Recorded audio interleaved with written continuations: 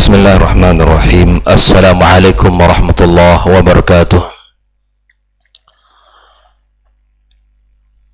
Alhamdulillahi rabbil alamin. Wassalatu wassalamu ala ashrafil mursalin wa ala alihi tayyibin wa ashabihi al-ghuril mayamin wa man tabi'ahum bi ihsanin ila yaumiddin. Ashhadu an la ilaha illallah wahdahu la syarika lah waliyus salihin wa khaliqul khalqi ajma'in. Wa ashhadu anna Muhammadan abduhu wa rasuluhu an-nabiyul amin. Ya ayyuhalladzina amanu ittaqullaha haqqa tuqatih wa la tamutunna illa wa antum muslimun. Amma ba'd, kaum muslimin dan muslimat, hadirin hadirat, seluruh pendengar Radio Rabbani dan KMTV dimanapun berada, rahimakumullah. Alhamdulillah, kita bersyukur pada Allah Subhanahu wa ta'ala atas limpahan nikmat yang Allah berikan kepada kita. Pagi ini kembali kita dipertemukannya di majelis yang mulia, di taman ilmu dan surga, di tempat yang paling barakah dan paling mulia di muka bumi, rumahnya Allah Subhanahu wa ta'ala, pada waktu yang sangat indah, yang penuh dengan keistimewaan, ditambah lagi dengan hari-hari yang sangat mulia kita melakukan amal kebaikan. Berada di 10 awal bulan Zulhijjah adalah hari-hari yang sangat dicintai oleh Allah Subhanahu wa ta'ala untuk kita melaksanakan amal. Nabi sallallahu alaihi wasallam mengatakan, ma min ayyamin al-'amalus salihu fihinna ahabu ila Allah min hadhil ayyam. Tidak ada amalan yang paling dicintai oleh Allah Subhanahu wa ta'ala untuk kita lakukan melainkan pada 10 awal bulan Zulhijjah ini. Perbanyaklah bertakbir, perbanyaklah bertahlil. Nabi sallallahu alaihi wasallam, ya, ma ahalla muhilin qad illa busyir. Tidak ada orang yang mengucapkan la ilaha illallah kecuali diberi kabar gembira. Wala kabbara mukabbirin illa busyir. Tidak ada orang yang bertakbir kecuali diberi kabar gembira. Qila bil jannati, qala na'am. Apakah kabar gembira itu adalah surga? Iya.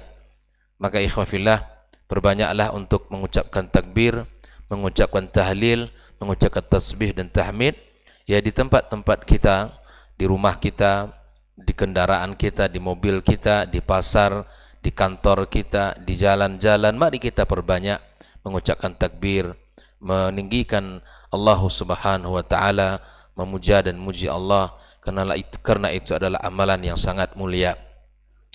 Dan ibadah-ibadah lainnya tentunya seperti sedekah yang kita lakukan di 10 awal bulan Zulhijjah tidak sama dengan sedekah yang kita keluarkan di hari-hari yang lain. Kemudian puasa yang kita lakukan di 10 awal bulan Zulhijjah tidak sama dengan puasa di hari yang lain. Ya.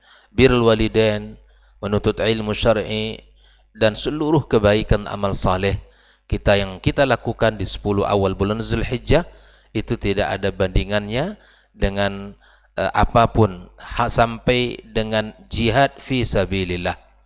Kecuali kata Nabi SAW, orang yang berjihad membawa hartanya kemudian tidak kembali. Hanya itu yang bisa menyamai kebaikan yang kita lakukan di 10 awal bulan Zulhijjah ini. Maka seorang mukmin tidak akan menyia-nyiakan keutamaan ini dan tidak akan membiarkan begitu saja lewat tanpa dia menggoreskan amal saleh, tanpa dia mengisi dengan ketaatan kepada Allah Subhanahu wa ta'ala. Tentu yang paling termahal dalam hidup kita, nasihat untuk kita dan diri kita semuanya, al-ikhlasu lillah. Inilah nasihat yang paling mahal untuk kita pagi ini, agar mengikhlaskan seluruh apa yang kita lakukan. Takbir, tahmid, ya, kemudian ilmu yang kita pelajari, ibadah yang kita lakukan, ya, zikir-zikir yang kita baca, kita berharap semua itu lillahi subhanahu wa ta'ala, dan mudah-mudahan Allah menerimanya. Ucapan salawat dan salam mari kita perbanyak pula untuk Nabi kita alaihi salatu wassalam, Nabi qudwah, Nabi junjungan, Nabi teladan dalam kehidupan kita, yang mudah-mudahan tidak hanya lisan yang bisa berucap mengatakan cinta kepadanya, tapi anggota tubuh kita pun bisa membuktikan dengan amal nyata dalam kesehariannya. Karena tidaklah akan ada artinya, ya, ucapan cinta kalau tidak ada pembuktian. Tidaklah akan indah rasanya kalau hanya di lisan tanpa ada pembuktian. Maka mukmin yang beriman kepada Allah dan mencintai Rasulnya selalu berusaha untuk meniru dan mencontoh Rasulullah sallallahu alaihi wasallam. Ikhwah fillah rahimakumullah, kembali kita pagi ini bersama kitab Syarah Risalati Fadlil Islam, penjelasan tentang risalah keutamaan Islam karya Syekh Muhammad ibn Abdul Wahab, yang mana pembahasan kitab ini sudah kita ambil dua bagian. Yang pertama adalah tentang bab Fadlil Islam, bab berbicara tentang keutamaan Islam. Itu sudah kita bahas ayat-ayatnya, hadis-hadisnya, serta asar daripada sahabatnya. Yang kedua adalah tentang bab ad-dukhulu fil Islam, bab motivasi, anjuran untuk masuk kepada agama Islam. Juga telah kita bahas ayat-ayatnya, dalil-dalilnya, serta asar daripada sahabat Nabi yang mulia. Dan beginilah cara Syekh Muhammad bin Abdul Wahab ketika menulis bukunya ini. Dia mengikuti cara dan metodenya para ulama, sehingga ketika ada orang yang mengatakan buku ini ya tanpa ditunjukkan siapa pengarangnya, maka ada yang mengira kalau kitab ini adalah karyanya karyanya Imam Al-Bukhari, karena persis metode dan cara apa yang ditulis oleh Imam Bukhari itu yang dinukil atau yang dicontoh oleh Syekh Muhammad bin Abdul Wahab. Nah, ikhwafillah, pagi kemarin kita sudah membahas bab yang ketiga, yaitu babu tafsiril Islam, bab penjelasan tentang Islam. Ya, jadi setelah kita bicara tentang keutamaan, bicara tentang anjuran untuk menjadi seorang muslim, karena tidaklah pantas bagi seorang yang berakal telah mengetahui keutamaan Islam untuk tidak masuk kepada Islam, agama as-samhah, agama yang penuh dengan kelapangan ini, agama yang indah ini. Maka di sini pada bagian yang ketiga, Syekh Muhammad bin Abdul Wahab menjelaskan babu tafsiri al-Islam, bab yang menjelaskan tentang al-Islam, sehingga beliau membawakan satu ayat, fa in hajjuka faqul aslamtu wajhiya lillahi wa man ittaba'an. Maka kata Syekh Saleh Al-Fauzan, kenapa penting dijelaskan bab ini? Fala budda ayyubayyina ma huwal Islam. Kan itu ya. Sedikit kita mengulang, kenapa penting dijelaskan bab penjelasan tentang Islam? Karena agar orang yang agar orang tidak hanya mengaku-ngaku Islam, agar orang tidak hanya mengaku-mengaku di dalam kehidupannya muslim, tapi perilakunya, akidahnya, amaliannya berbeda dengan syariat Islam, berbeda dengan syariat Islam. Karena masing-masing orang, masing-masing kelompok, masing-masing jemaah merasa dirinya paling benar, merasa apa yang dilakukan oleh kelompoknya itulah Islam, yang lain bukan Islam, gitu ya. Maka kalau kita tinggalkan kondisi umat seperti ini, kata Syekh Saleh Fauzan, tanpa dijelaskan mana amalan yang paling benar berdasarkan dalil Al-Quran dan Sunnah, maka hancurlah umat ini.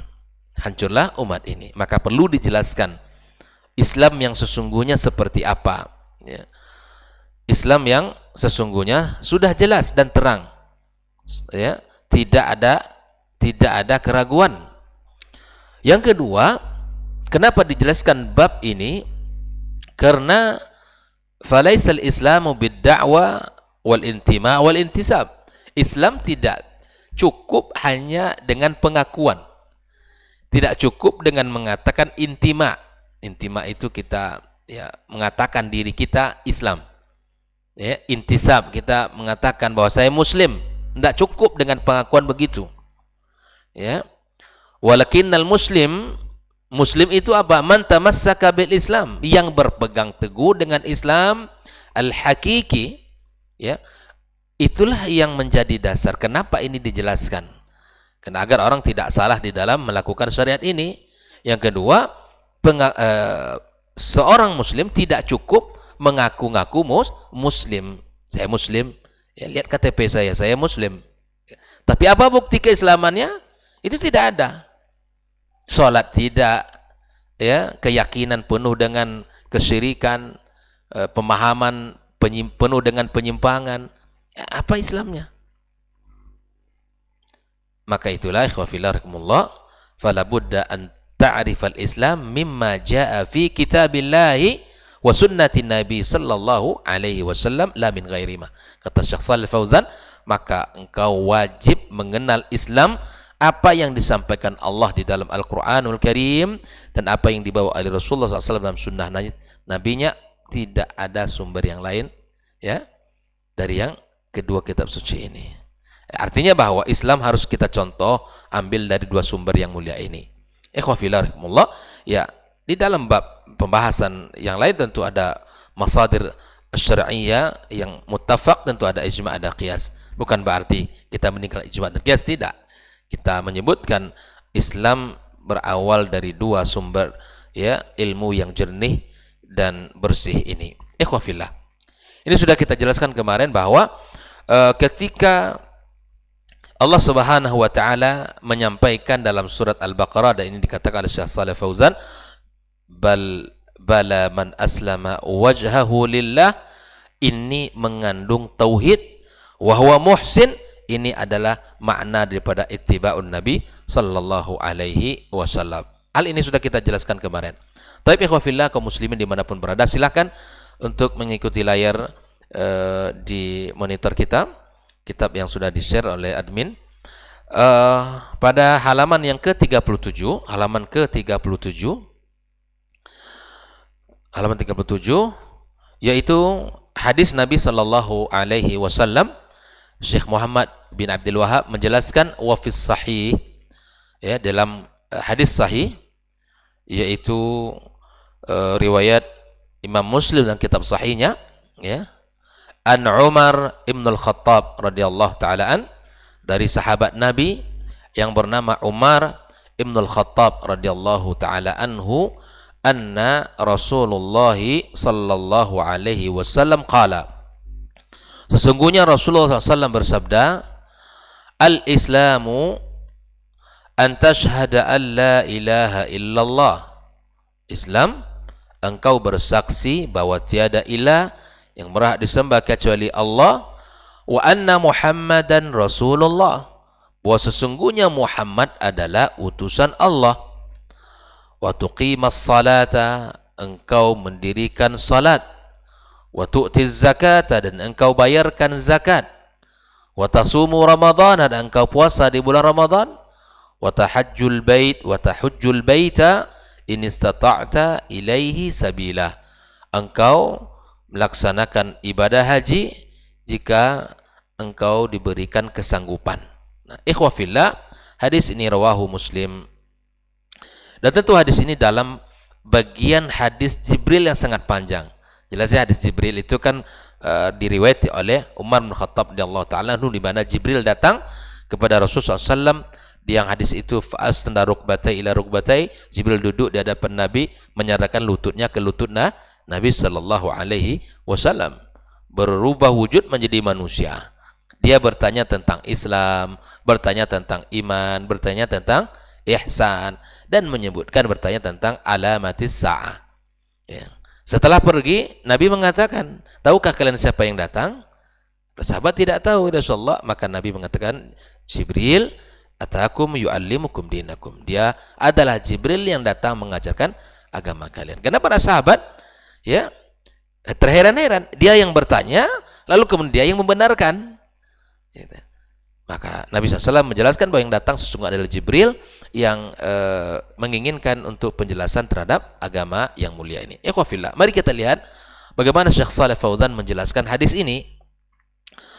Dzakara Syekh rahimallahu taala hadzal haditsa, kata Syekh Shalih Fauzan, Syekh Muhammad ibn Abdul Wahab menjelaskan hadis ini, menyebutkan hadis ini, an Rasulillah sallallahu alaihi wasallam, dari Rasulullah, li'annahu, ya, la yufassar fihi al-Islam atau la yufassir fihi al-Islam, ya, tidaklah Islam ditafsirkan, dijelaskan, ya, diberikan pendefinisian bi annahul ityani bihazil arkanil khamsah. Bahwa Islam tidak ditafsirkan hanya dengan menjalankan, mengerjakan yang 5 ini saja. Artinya tidak hanya Islam dalam skup memahami bahwa bersaksi tiada ilah selain Allah, bersaksi Muhammad utusan Allah, salat, puasa, zakat, haji, bukan. Namun kata Syekh Shalih Fauzan, al-Islam an tashhada la ilaha illallah, engkau bersaksi betul-betul tiada ilah selain Allah yang berhak disembah, wa anna Muhammadar Rasulullah, wa laisa ma'na dzalika, bukan maknanya apa? At-talaffuz faqat. Bukan hanya mengucapkan, bukan hanya sekadar mengucapkan lafaz asyhadatain. Semua orang bisa. Ya, semua orang bisa. Bukanlah Islam, kata Syekh Shalih Fauzan, at-talaffuz faqat. La, bukan, kata dia. La bil lafzi, bukan hanya dengan lafaz. Ya. La bil lafzi faqat. Artinya bahwa ini tidak cukup dengan ucapan semata, ya. Walaysa ma'na dzalika talaffuz faqat, la. Ya, bal bil lafzi wa bin niyyati wa bil amali. Harus ada 3 unsur ini. Dilafazkan dia, kemudian diniatkan dan diamalkan. Karena memang asyhadah adalah bab gerbang untuk masuk Islam. Memang harus dilafazkan, tapi tidak hanya berhenti pada ucapan seseorang. Fala budda minat talaffuzi bisyahada. Memanglah wajib untuk dilafazkan, ya. Mesti dilafazkan. Tetapi tidak cukup demikian. Wa minal ilmi bima'naha. Kita harus faham makna asyhadatain itu apa. Orang bersyahadat iya, tapi maknanya tidak tahu dia. Konsekuensi dari syahadat itu tidak dipahami dengan baik. Karena seseorang mengaku Muslim, kemarin kita sudah dibahas ada 3 unsur. Ketika seseorang mengaku Muslim, ya, ketika seseorang mengaku Muslim, yang pertama, Muslim itu al-istislamu lillahi bitauhid. Muslim itu dia harus menyerahkan diri kepada Allah dengan tauhid yang benar. Bukan dengan tauhid yang penuh dengan kesyirikan. Mentauhidkan Allah seutuhnya. Tidak boleh kita mempersekutukan Allah dengan yang lain. Yang kedua, kalau dia mengaku Muslim, al-inqiyad lahu bitta'ah, betul tunduk kepada Allah dengan ketaatan. Setelah kita mengaku bersyahadat, maka buktikan dengan amal. Karena itu adalah konsekuensinya. Yang ketiga, al-bara'atu minasyirki wa ahli. Kita setelah melafazkan asy-syahadah, membuktikan dengan amal ketaatan, tunduk kepadanya, kita harus membersihkan diri kita, membebaskan diri kita dari kesyirikan dan pelaku kesyirikan. Itu Muslim. Jadi kita tidak cukup hanya dengan mengucapkan syahadah, ya. Tapi harus dengan buktikan dengan amal, ya. Kemudian kita harus memahami makna-makna asy-syahadataini, ya. Kemudian disebutkan pada halaman ke-38, wal amali bi muqtadaha. Kita mengamalkannya sesuai dengan konsekuensinya, sesuai dengan tuntunannya, sesuai dengan ketentuannya. Hatta takuna syahadat sahihah. Sampailah syahadatnya betul-betul syahadat yang benar. Jelas ya? Bahwa kata Syekh Shalih Fauzan, makna asy-syahadatin tidak cukup dengan lafaz. Dilafazkan, diniatkan, diamalkan. Dan mengetahui konsekuensi yang ada pada kalimat tersebut. Kalau kita sudah bersaksi Allah Rabb, sudah yang lain tinggal. Kesyirikan itu tidak boleh dilakukan. Penyimpangan-penyimpangan harus ditinggalkan. Tak boleh dicampur adukkan.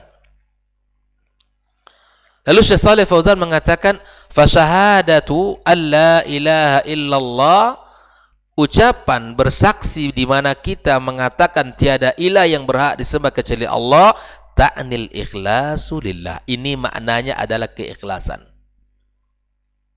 Keikhlasan. Wa tarkas syirki, dan meninggalkan kesyirikan.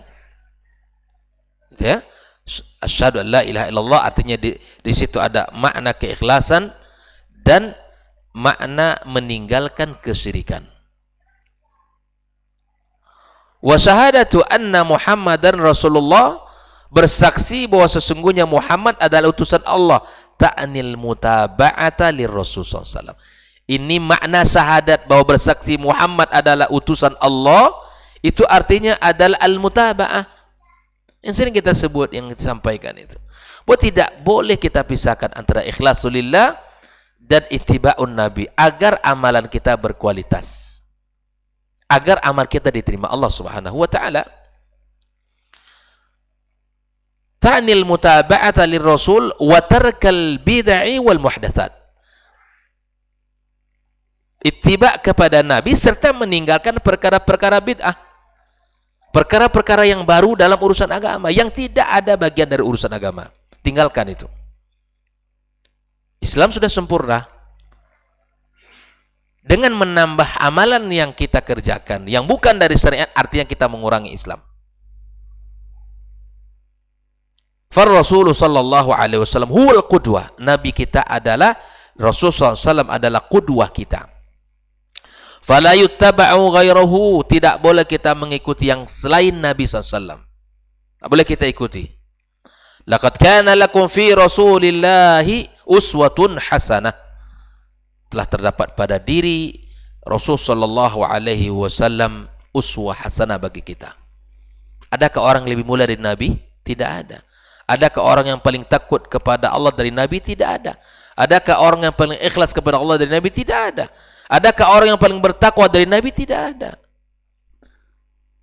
Maka dia adalah yang pantas untuk kita tiru dan kita contoh, untuk kita pelajari sirahnya, untuk kita pahami akhlak dan kepribadiannya.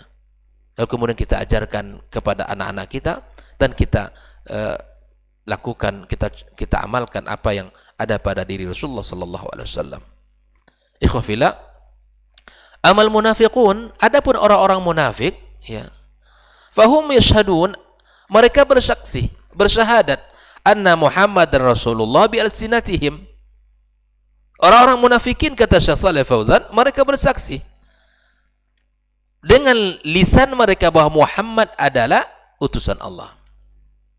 Lakin yakfuruna bihi fi qulubihim wa af'alihim, tapi kemudian apa yang mereka ucapkan itu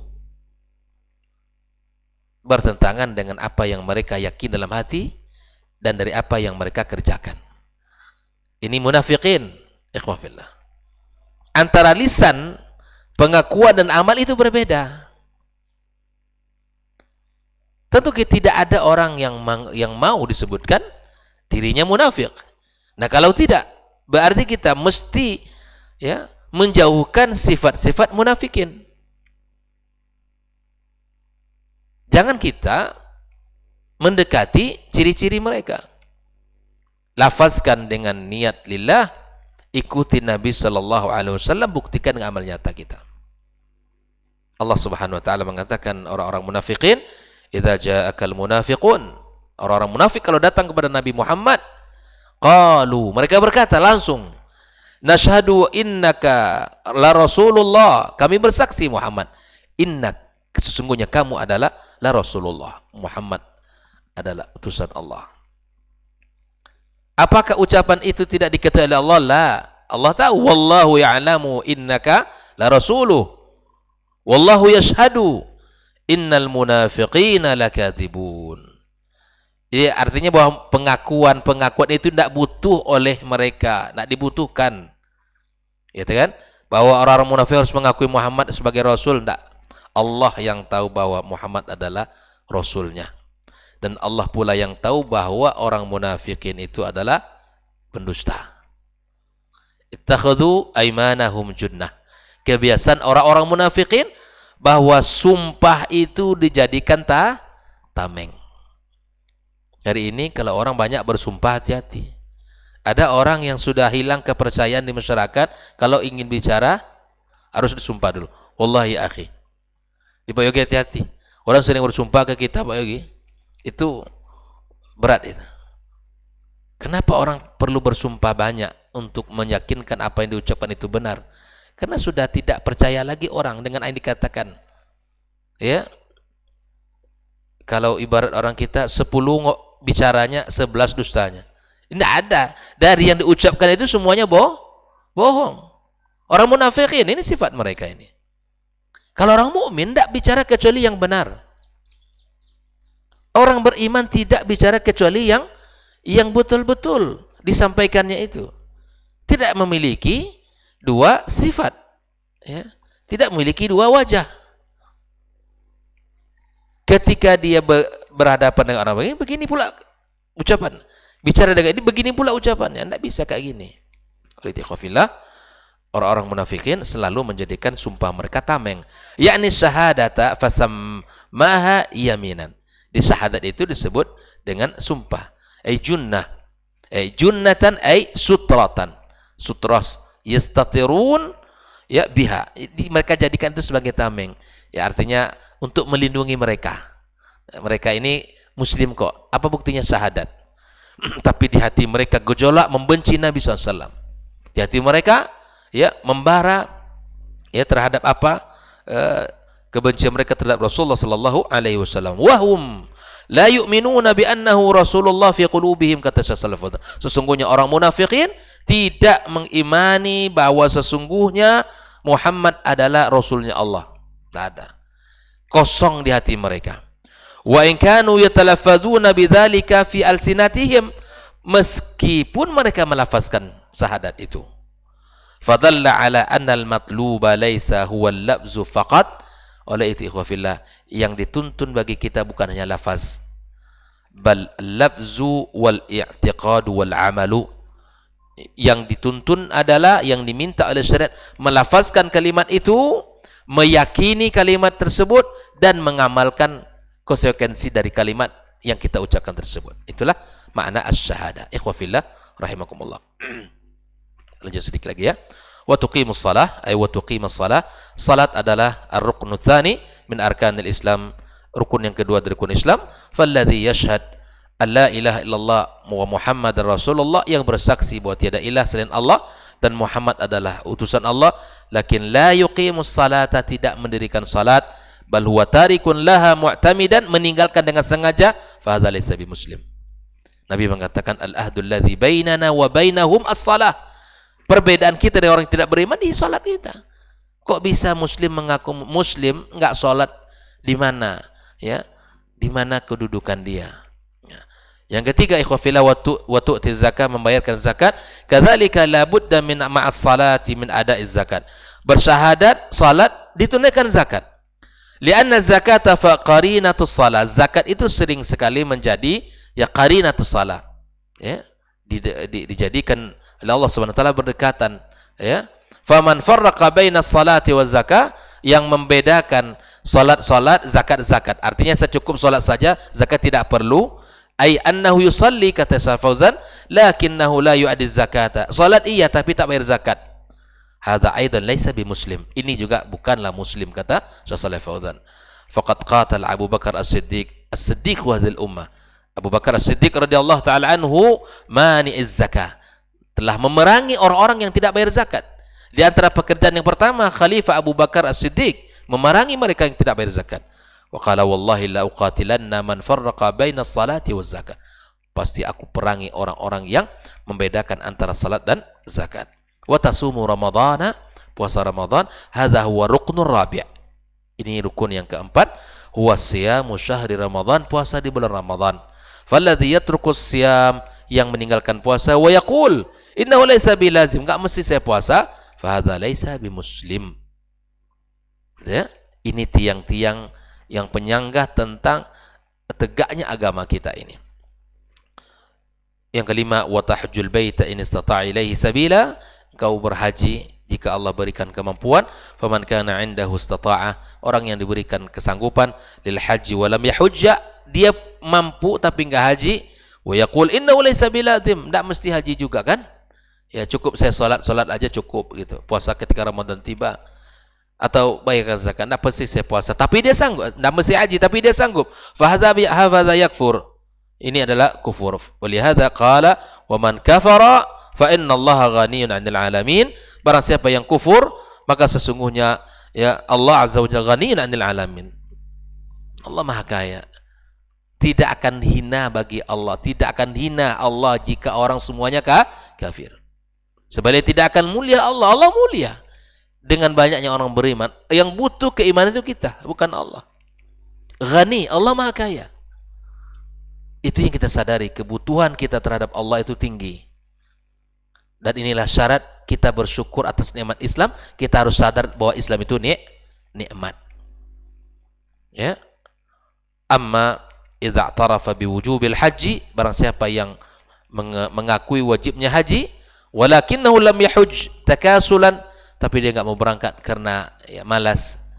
Banyak kali di Mekah 7 jutaan orang, ramai, panas, nanti ke injak-injak, malaslah untuk berangkat haji misalnya. Fahadha yalzamuhu ya waliyul amr bil hajj. Ya, maka ini yulzimuhu waliyul amri bil haji, maka orang seperti ini dia mampu tapi enggak berangkat juga, mesti diberikan ya oleh pemerintah, oleh penguasa untuk dia untuk bisa berangkat haji. Ya, didorong orang yang seperti ini berangkat haji. Ikhwafillah, inilah hadis yang pertama di dalam pembahasan tentang babu tafsiril Islam. Setelah kita membahas ayat Ali Imran 20, lalu dikuatkan tentang penjelasan Islam berdasarkan hadis Umar bin Khattab radhiyallahu taala anhu, yang mana Islam memiliki 5 pondasi, 5 rukun yang tidak boleh ditinggalkan dalam kehidupan seorang muslim. Semoga Allah Subhanahu wa taala memberikan kepada kita ya kemudahan, taufik ya, menjalankan syariat ini dengan sempurna dan utuh, yang tidak boleh lepas dari keikhlasan kepada Allah dan mencontoh Rasulullah SAW, serta menjauhi dari perkara-perkara bid'ah dalam kehidupan beragama kita. Wassallallahu ala nabiyyina Muhammadin wasallam. Wa subhanakallahumma bihamdika asyhadu an la ilaha illa anta astaghfiruka wa atubu ilaik. Wassalamualaikum warahmatullahi wabarakatuh.